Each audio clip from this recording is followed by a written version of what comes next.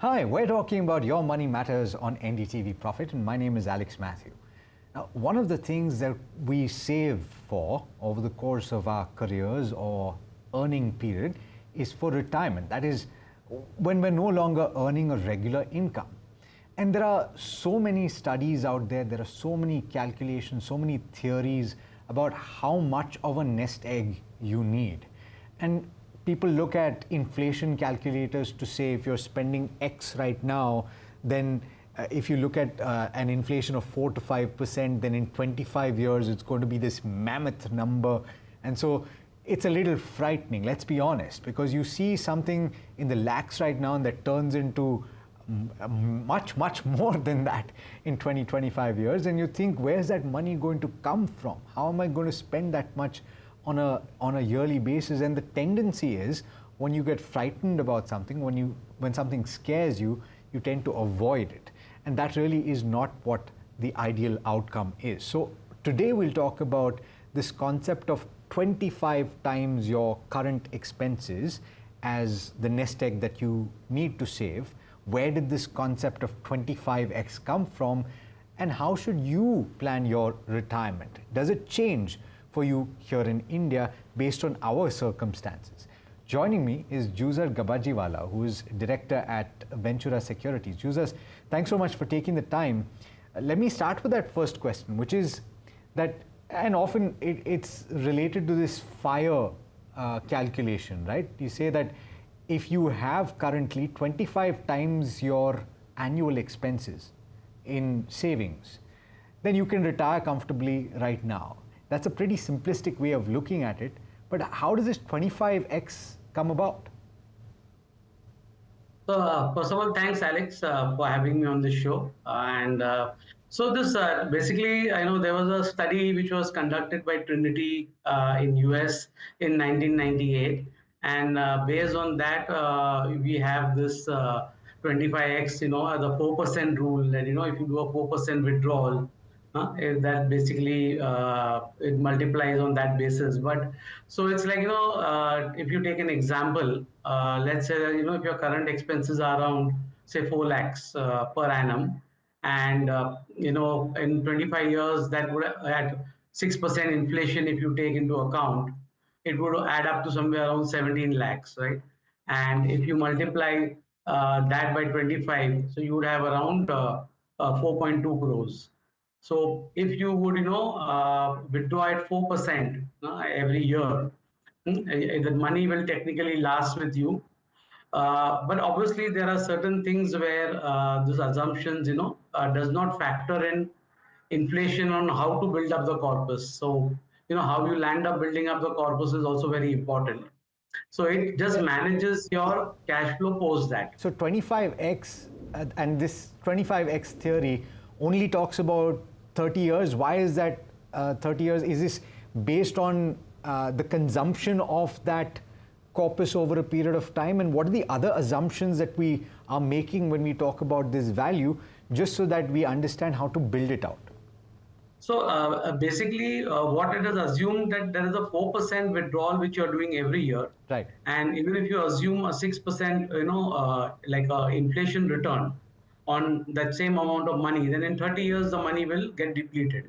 So you're either then you have to deploy your money at a rate which will be higher than 6%, so that your money can last you longer. So that can be a possibility. But if you're going to be, conservative in your approach, and if you're looking at a post-tax return of around 6%, then in 30 years that money would, exhaust. Okay, so we've got some basic understanding of where this 25x came from. In your opinion, is this valid for us here in India as well? Or do you think that there is a number that is less or more that needs to be accounted for? So actually, each person actually would have a different scenario. So I think that is very very important. So whether in India or whether anywhere else, you can apply any philosophy in terms of how to make it applicable to you. So important thing is that if your inflation is going to be higher than the earnings, then you have a challenge. So in India, typically we have a higher inflation, right? So we will need a higher earning. We don't have any sort of a pension plan, right? So we don't have any social security which comes in. So that also one needs to factor in. Secondly, is that we have not factored into account, enhanced healthcare cost and advancement due to healthcare. So the healthcare cost could also be a factor which one needs to bear in mind. And the way now with advancement which is happening, we also have a problem of not dying early. In fact, we have a problem of living too long, and to a certain extent, that is what Japan is actually facing. That people have to then either increase their retirement age, and work for a longer period. So I think it will all depend on even the individual circumstances, not necessarily only country specific. So, No doubt. And look, so the reason I'm asking all these questions, Juzer, is that we're trying to peer into the far future. And we're trying to make plans based on what could occur 25, 30 years down the line. I think if we look back over the last 25 years from the turn of the century, there's a lot that has changed. The only point that I'm trying to make is that in 25 years to 30 years from now, where a lot of the people who've just entered the workforce will look to perhaps stop working, maybe even before that, the inflation picture that currently exists, which is around 4% or 5%, might actually be low as India's economy itself rises, because developed economies, as we know, have much lower inflation, which is close to 2% or less than 2%. Whether that comes through later is a question mark at this stage. So let's assume, though, that it stays, we're assuming that it stays at 4.5 to 5%, right? correct. Yes. Yeah. So I think, yeah, that's a fair point. I agree with what you're saying, that as we keep on growing as an economy, and our per capita income is also increasing. So I believe that inflation will also start moderating. But specifically when you're planning for your retirement, I think it is better to be on the side of caution, because I'm sure if you have extra money, it is not going to hurt you, right? But the problem is always going to be about running short of funds, right? So ideally speaking, we should target for around 5 to 6% inflation. Be conservative in terms of your return expectation. So don't be aggressive, because even the returns will also start moderating. I think we need to be even mindful of that part, that we cannot have the 15% plus returns going for the next 30 years, Yeah, that's a right? very As important point. inflation, yeah, inflation will start coming down, the return expectation will also have to start coming down. Yeah. So we need to temper the return expectation, be aggressive on the inflation. And in my opinion, you should maybe even factor in that, maybe you live till 100.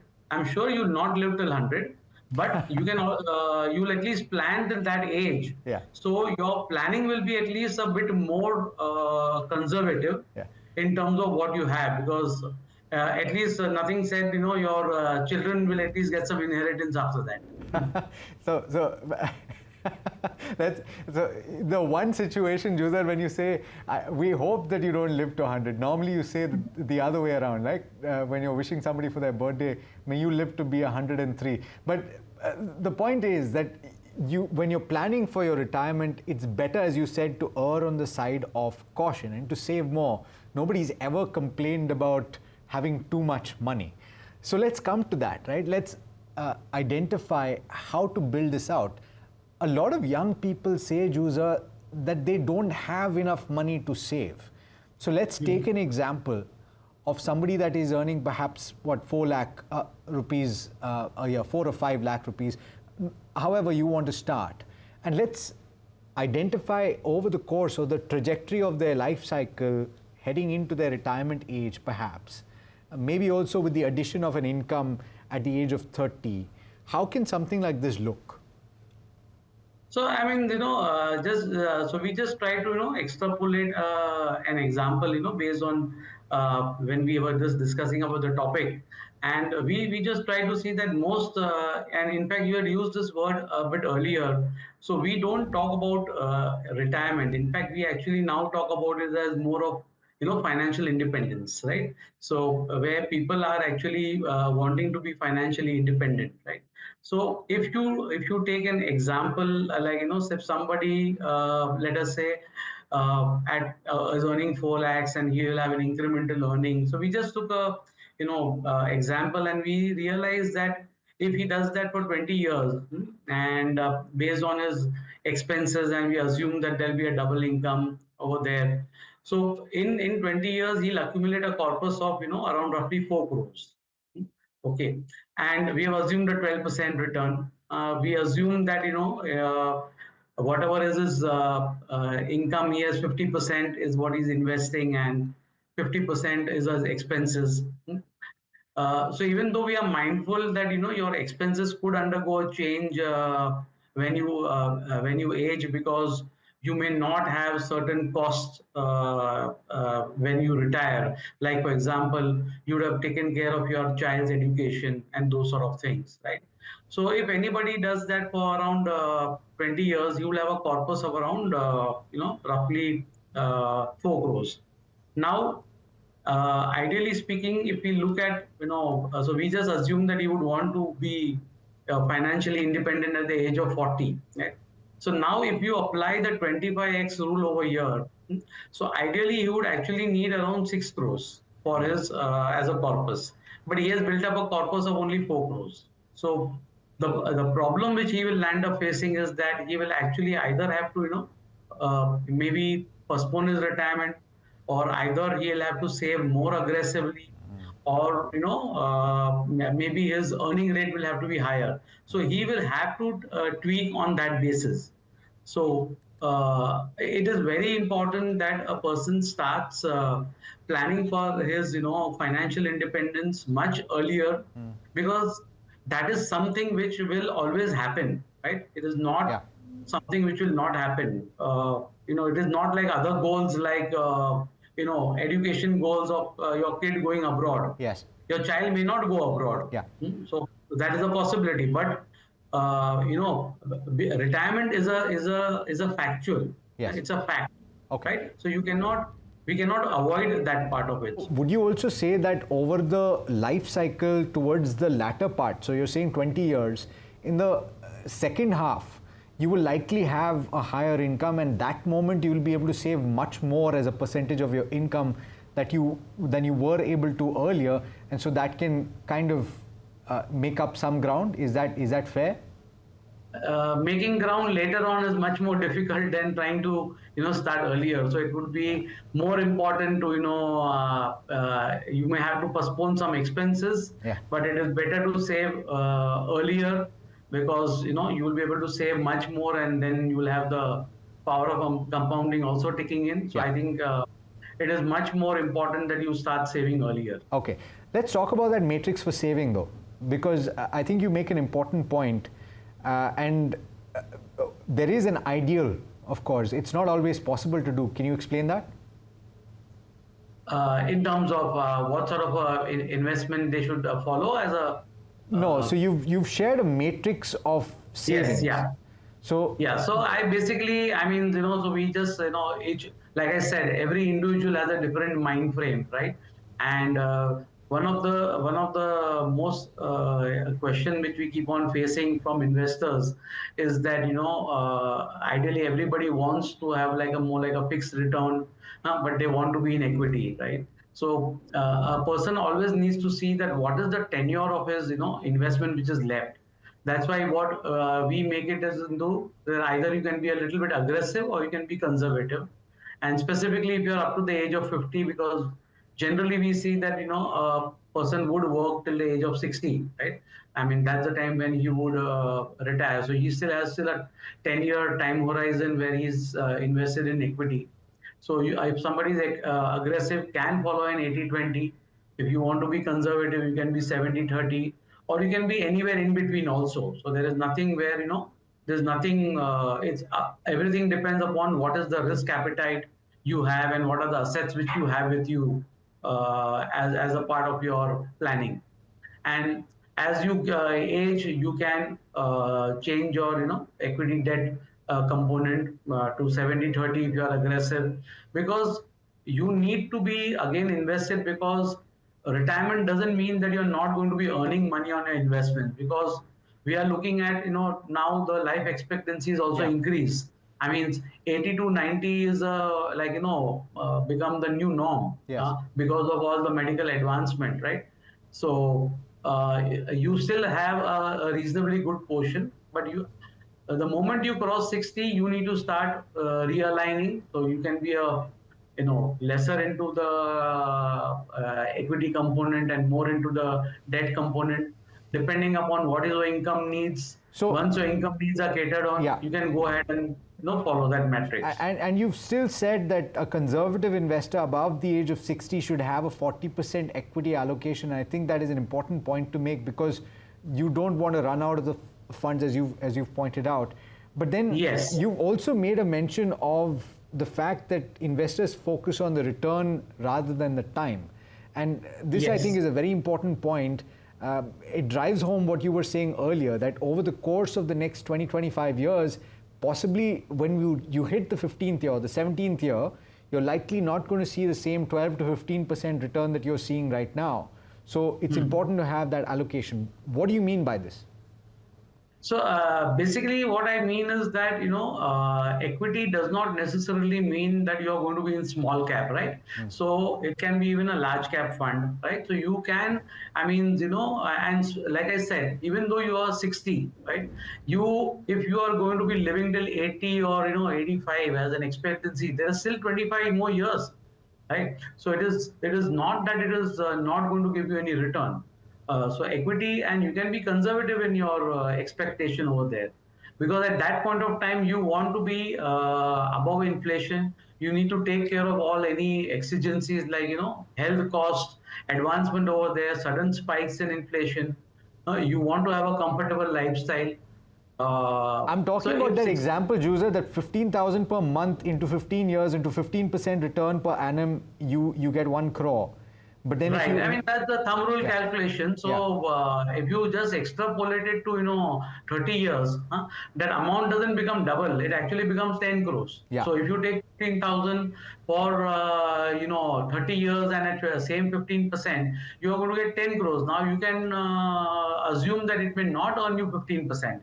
Even if it earns you 12%, you will still land up at around 6-7 crores, right? Yeah. So that's a huge factor which the time is playing into account, and we have just basically seen that investors are always focusing on the short term, and they focus only on the return part. They don't look at the longevity of the investments. Yeah. So today that is one of the biggest problem of most of the investors. Yeah, that's a fair point that you make. One other aspect that I want to discuss with you is your contribution to the Employee Provident Fund if you are a salaried individual. And often I've spoken to investors and they don't account for the amount that is quietly getting accumulated here. How do you account for this when you plan for your retirement corpus? Because it's a sizable amount of money that you will get when you do retire. In fact, I think EPF is one of the best debt allocation which you can have, right? I mean, you cannot have a better debt allocation which allows, the government is giving you a tax exemption on that, right? Up to 7.5 lakh, including the NPS contribution, is completely tax exempt. So you are getting a deduction over there. Over and above that, the interest is also tax free, right? You're getting nearly 8.25, which on a pre-tax basis nearly works out to around nearly 12%, right? I mean, government guaranteed today, no, not even a FD gives you that type of a rate. So Yeah. the highest allocation, according to me, should be first made in EPF and PPF, rather than even looking at any bank deposit or any other FD. So Yeah. it is for long term, because we are assuming for retirement. Okay, so no, but the question that I had was that you have 12.5% of your basic that is currently going. Do you account for that when you plan your monthly investments? Yes. That's what I'm asking. You should. Yes, because Provident Fund is also actually was initially created out of for the retirement corpus. So when government has introduced PF, it was mainly from a accumulation of a retirement corpus itself only. So you should account for your PF contribution as a part of your retirement corpus. Okay. A few other questions to ask. Of course, when you retire, you need to account for medical expenses, and insurance is a major aspect to cover here. In your opinion, what are the 2 or 3 key factors to pay attention to while you're in the early part, so that you don't have to face problems later? So one is that, when you're in the early part and, if you are the earning member, you need to ensure that you have a term insurance, right? So you need to be, careful of that. You need to ensure that you are targeting a return which is going to be higher than inflation. You should be also mindful that the return is to be considered as post-tax. Many investors make the mistake that, they say that they earn 7% in a bank FD, and if inflation is, let us say, 5%, I'm earning 2%. That is true only if you don't have any taxable income. But if you're going to pay, 30% tax on that, suddenly you find that you are actually not adding wealth. Right? So one should be very mindful in terms of, what is the risk reward you are taking, what are the post-tax return you are making, and whether you are actually, making a real return. So Okay. these are the things which one needs to bear in mind. Okay. Uh, I have one last question, because a lot of people tend to go out and buy insurance products with money back policies. They tend to go out and buy ULIPs. In your opinion, when you're constructing that portfolio, and you gave a very simple example of an allocation of 80-20 equity debt, right? So a lot of my viewers do go out and invest in mutual funds or direct equity or otherwise fixed deposits, but there are a lot of them that go into money back policies as well. Do you think that that last bit should be avoided? Frankly, absolutely. I mean, in fact, I had a very live example where somebody had, invested in a ULIP plan and, paying a premium of nearly 5 lakhs per annum. So none of the financial advisor even look at that. What is the capacity? So I think what happens is that you should be very clear in terms of what you're supposed to pay every year. Are you comfortable with the commitment in case if you skip a payment? Because in fact, I also suddenly realized that if you don't make a ULIP payment for 5 years and after 1 year you stop, that amount gets suspended and you earn only bank savings interest, and you don't even get your money back, right? So you should be very, very careful about the red flags. Most of the money back policies, they only talk in terms of the amount, that after 20 years you will get 20 lakhs and X amount. But the real return is somewhere around 6%. So you should be, very careful in terms of what is the return you're going to be making. What are the charges you're paying, right? I mean, I have seen a lot of investors keep on arguing between, direct plans and regular plans. But in ULIP, they will merely pay 4% and 5% and not realize that, so they are bleeding out there. You should also see your exit options. There are many times these money back policies which are there where only the nominee gets the money, at the end of the period. So you have to wait till your death, right? So you don't have access to the funds, and access to funds is very, very important. So I think each and every investor will need to be very mindful in terms of what they go and buy. Important points that you're making, Juzer. Thanks so much for joining me today. Pleasure having you on the program. Yeah, thank you.